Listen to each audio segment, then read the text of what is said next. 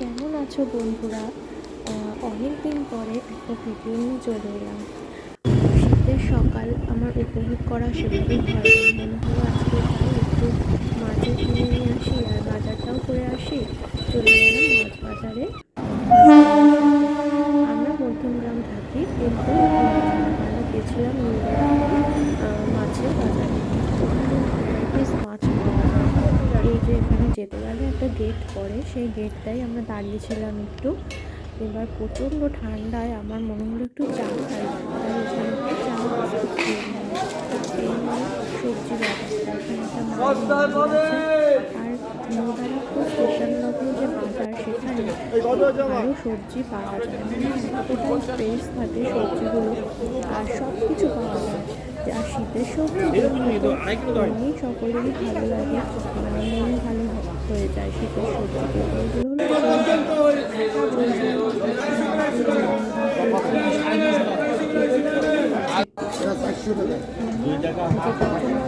চলে গেলাম বাউল মাছ কিনতে, যেটাকে শঙ্কর মাছও বলা হয়। এটা কিন্তু ভালো লাগে, সব মাছ টাছ মোটামুটি কিনেছিলাম।